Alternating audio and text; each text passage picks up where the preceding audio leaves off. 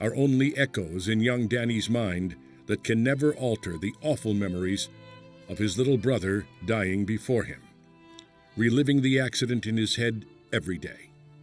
I feel like he's actually with me, and when I talk to him in his room, because that's where I feel closer with him. Or whenever I'm sleeping and I have the dreams, I would see him and tell him how much I love him, but it would always go back to the nightmares. It's just a picture that's in my head that won't go away.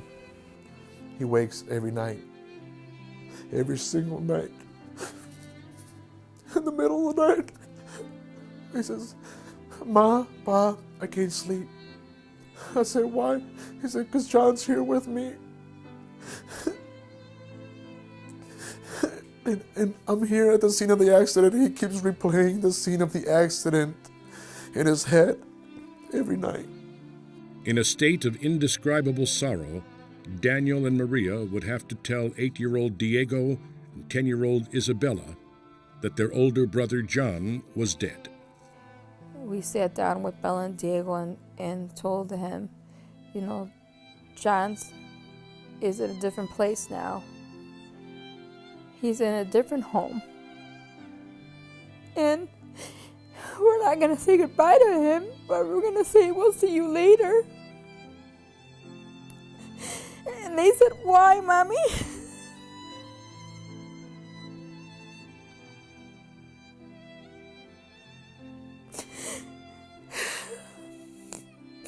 And for little Isabella and Diego, innocence stolen, confusion, and anger. My therapist, she started off teaching us that to control your anger and not be upset. The anger buster says, don't harm yourself, don't harm others, and don't harm your property. At the scene, a cross bears his name, speaks 1,000 words, and begs 1,000 answers. For an individual to be walking and be hit with that much force, it just tears me inside every day. Wondering if he was in pain, if he felt the impact. The anguish of losing his beloved child could only have been compounded by the thought that Jonathan died a slow, painful death. I want to take that day back for him. If that's what I can do, or I would be, if I had a wish, that's what I want. Take the pain away from Jon. Jonathan's accident resulted in broken souls and a perpetual state of darkness for his friends and family. Just shy of his 16th birthday, the Guzmans prepared to bury their son and brother. And as a parent, as a father, I want this driver to know how much harm and damage he has caused this family. This family is broken. Broken, lost, and angry. The driver of the truck, Jeffrey Anderson, has caused tremendous misery for many. The days of a happy home are gone. The memories on the wall like a bomb crater. Their lives a ruin. All that is left is a river of tears. And I know that we have to move forward and be strong, but at the same time, how can I tell my 8-year-old son, I'm sorry, but he's not coming home?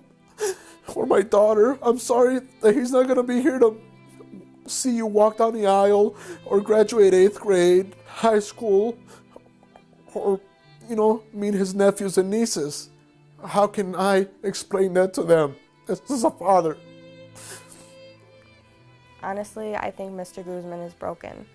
I think that, he loves all his children equally, of course, but I think, he notices that, one of them's not coming home, and I couldn't imagine as a father of what that would have to feel like, and I know that him and Jon had like a special connection. Daniel and Maria still keep everything in Jon's room intact, as though one day he will walk through the door.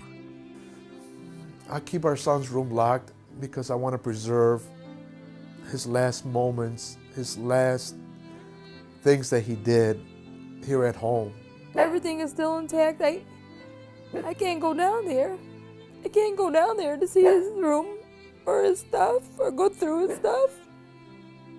I would never in a million years thought about burying my son at the peak point of his life.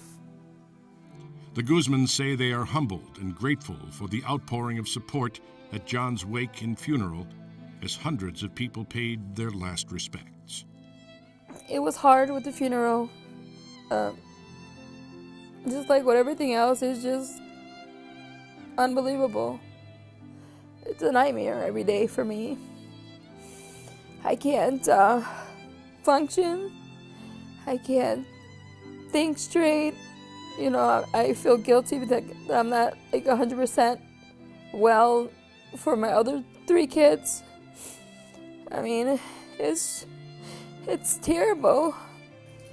If I could say one thing to Jon, it would probably be just know that I love you now. I loved you yesterday, I love you still today, I'm gonna love you forever. I don't think that's something I'm ever gonna get over. Instead of preparing for their homecoming this year, Jon's girlfriend Demi created this scrapbook and 11 poster boards to remember Jon at his wake.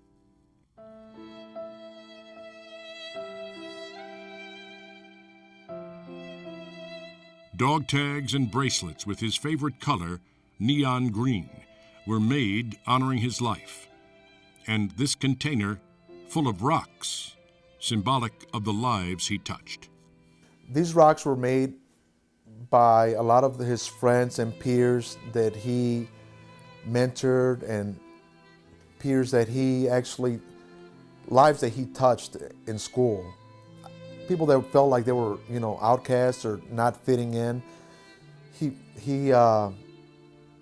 touched a lot of lives because there's a lot of rocks in there. While Jon's friends prepare for homecoming and graduation, the Guzmans live a life frozen on November 26th, when their son died. They have a lock of Jon's hair and his last handprint made at the hospital. Daniel and Maria visit Jonathan's grave often. I go to the cemetery a lot. My wife goes with me. Whenever I'm out, I drive to the cemetery, even if I'm by myself. I need to stop by and talk to him and tell him to give me the strength to please help me move forward, to finish raising these 3 beautiful children I have left. Now the Guzman family and Jon's girlfriend spend their days in counseling, hoping to heal the deep wounds within their souls. It's too much for counseling.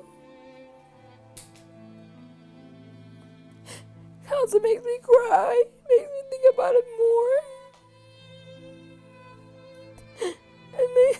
I feel lost, I feel broken. Every time I go to counseling, they make me talk about it.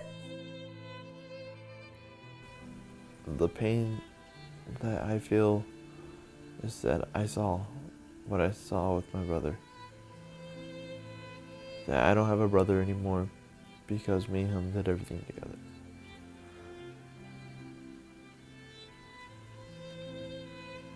I really miss him.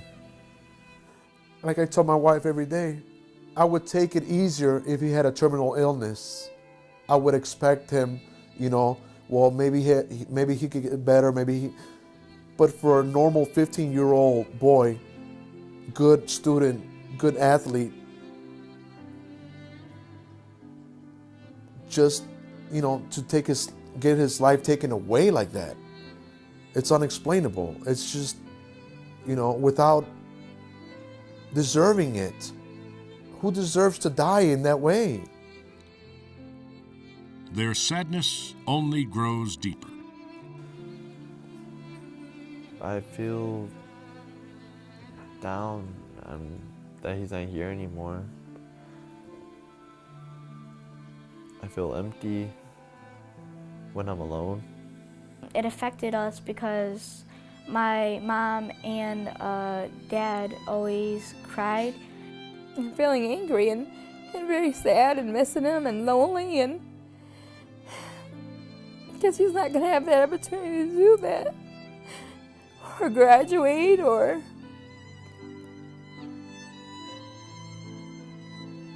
I cry at night because I miss my brother and he's just gone now.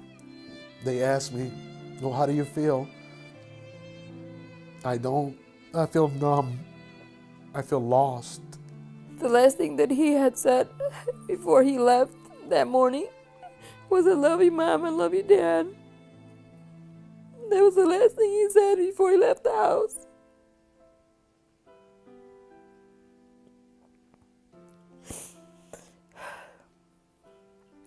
And he never came home.